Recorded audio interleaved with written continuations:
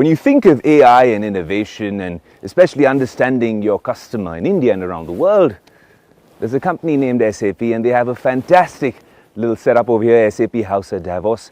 And one of the most important people at SAP House is with me, Thomas Saueressig. What a pleasure to have you on the show. So Thomas, of course, is a board member at SAP, leads customer engagement and experience. And of course, SAP is the most valued, highly valued, publicly listed company in Germany. So we're in the right place then, Davos. Absolutely. That's where all the innovation is discussed about. Absolutely, Thomas. It's a pleasure to have you early in the morning. And, you know, you're a Davos veteran, but you're still young. I mean, you're 39. Yes, 40 actually. Yes, that makes you the youngest board member, perhaps, yes, at and SAP? I was back then when I was appointed the youngest board member of Germany, absolutely. That's what we want to do. We want to have the young conversations here at Davos. What a pleasure to have you. Thomas, when you come here to WEF and you see, while you're walking down the promenade right here, of course there are world leaders and geopolitics, but our narrative has been that technology has taken center stage this year. Yes. There is a lot more AI, not just lip service, but in practice this time. Yes.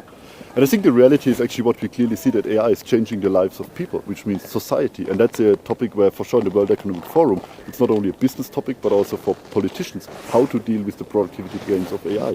What does that mean with labor law, for instance? So there's a multitude of conversations which are coming here together. And that's what makes the World Economic Forum so special, to bring academia, governments, business leaders, everybody together in one place. And I think the motto of this year's World Economic Forum, a spirit of dialogue, is more important than ever. Has the spirit of dialogue really been shining through? Are the conversations happening when it comes to tech and AI, the entire tech stack, understanding your customer, digital transformation? Have these been key themes with some of the stakeholders, the conversations you've been having? No, absolutely. It was clearly one of the top of mind discussions here in Davos, and already in the Chatham House rule conversations which are happening here. It's interesting to see how businesses adopt actually AI, what they do with AI, and also the learning the last couple of years. I mean, after the ChatGPT moment, end of 2022, we clearly see a huge excitement about AI, but the question also, how do we embrace it in the context of the enterprise? And here, for sure, we need to talk about data. How do we bring the relevant data, the business context, business processes, business data into the mix to make really relevant and reliable decisions? Because if you do a decision in a business context, you don't want to have hallucinations if you take a huge investment decision as a company. And that's the reason why it's so essential that we talk about how we best support our customers and clients around the globe with AI. You know, it's interesting when we talk of AI, it should be a democratic, sort of decentralized, everyone, AI for everyone. And but we still see that a lot of the big tech conversations are happening in the US. Over here you see, you know, contingents from India, Asia, Europe as well. Do you think maybe it needs a little bit more of a push in some of these jurisdictions in terms of talking about, like you said, regulations, like you said, innovation and digital transformation? It's happening. Is it a case of maybe slightly lackluster marketing, or is the time going to come soon? I think there are two aspects to that question. It's a phenomenal question, by the way. Two aspects. The one is, for sure, if you think about Europe and you mentioned regulations, I mean, on the one hand side, for sure, we need to always be cautious that we don't have too much regulations, which also hinders innovation. So we need to be very careful. But if you think about responsible usage of AI, you need to trust AI.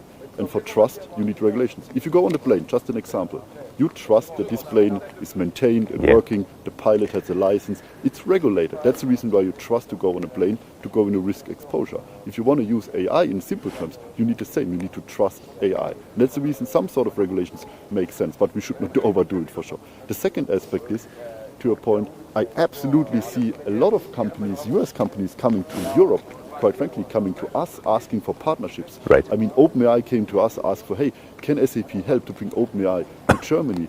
We saw companies like a Snowflake, a Databricks, Microsoft, AWS, Google, all came to us to talk about how can we bring SAP, which is the world market leader for enterprise applications, together with AI foundational technology to make more out of that. And that's exactly this combination, this fusion, this collaboration which we see across the world. And that's the reason where I have to say I see a lot of US-based companies coming to us to see how we can do that together, because, again, without the business context, in the enterprise context, it's meaningless. And what's interesting and relevant and germane to the Indian audience as well is that when you say us, SAP, of course, headquartered in Germany, but has such a huge presence in India as well. Probably one of the biggest offices anywhere in the world, right there in India. Yeah, I'm very excited about it. I'm personally the board sponsor of the lab in India. We have more than 15,000 employees in Bangalore, which is phenomenal. And we just opened our second campus even. So basically we continue to grow significantly. And it's also unique because we fundamentally have from all across our portfolio, from the full suite of SAP, every single product is in Bangalore. So if we talk about integration, if we talk about AI, this is happening right now in India as one of the main spots, the largest development lab which we have. So we are super pleased to see the development, and it's quite honestly phenomenal to see the talent base which we see there. So no, I'm a big fan of the lab in India, and for sure, we will continue to grow. I'm sure, Thomas. And I'm curious, it's not a one-size-fits-all approach when it comes to AI. And we mentioned how different countries are dealing with it, with trust and regulations. But from your experience with customers, is it that you think that there are certain LLMs and certain AI models that can be developed that are interoperable, or is there a concern there sometimes that companies will be building within a walled garden, or maybe it should be a lot more open and democratic? I think what we clearly see is basically how various technologies work together. Two examples. The one is for sure the A2A protocol to make really agentic AI work, because we also want that agents fluidly work together. You have a reasoning model, you recognize, you need another agent to help you out with another task, and that means we need to avoid interoperability. So A2A is one of these means. Another topic what we clearly see last year as a big trend are so-called MCP servers, which fundamentally brings this model context over to the next, which means for all these integration means, we clearly see that the market is opening up. At SAP, we are front runner in these conversations. For instance, with our partner Microsoft, we already 2 years ago worked on the integration of Microsoft Copilot to SAP Joule, our digital Copilot, with a bi-direction integration of these Copilots together to get more value for our joint customer base, for our end users which we serve.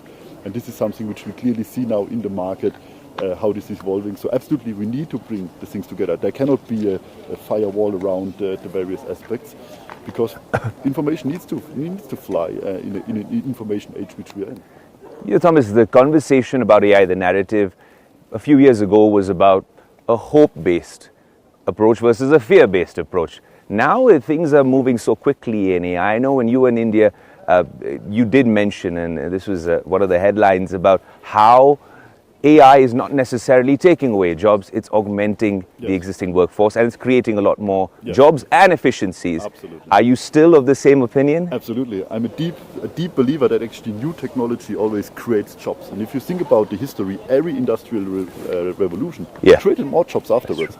Also, fun fact actually, if you think from the year 1950 to today, 86% of the growth in jobs came from new technology and new topics, which means I'm a firm believer in that we will see job creation, but, and that's the important piece, the jobs will be different and the jobs will evolve, and every single job function will be touched by AI.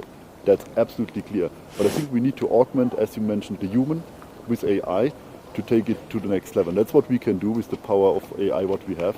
So jobs will change, people will need to upskill, people will need to learn, and also, quite frankly, it's a change process. People need to embrace this new technology and see that as an advantage and not as a risk. And that's a mental, that's a cultural topic which we see. But I'm quite frankly super positive about what I see in the future. As the last question before we wrap up, I know you're part of the young contingent over here at Davos, but you are a Davos WEF regular. Yes. For a rookie like me in his first year, who's just a tech geek walking around the streets out here, what are your recommendations and what do you think I should look out for? I think the recommendation really to also leverage the moment to bring all of these various people together. You will see that in all the events, all the panel conversations, all the receptions, all the dinners together. The diversity which is coming here together in Davos is unique in this world, and that's what makes it special. So enjoy the time here, connect with the people, network, learn, and then fundamentally together, let's create a brighter future. Absolutely, Thomas. What an absolute pleasure to have you on the show. We wish you a fantastic WEF, and we hope to catch up with you in India really soon. Would be a pleasure. Thank you very much. Thank you. Thank you. Can you do me a small favor? I think in June, but I don't know actually. I need to double check. You must. So if you're there, you must come to Bombay, and we must show you around Bombay. It's my city. It's a beautiful city. Not as much in tech and AI, but more in finance and Bollywood. That's the place it has to be. I hear you, absolutely. No, for sure. Please, I don't want to keep you too cold. What an absolute pleasure. Have a great WEF, and we'll catch up. Thank you so much. Thank you.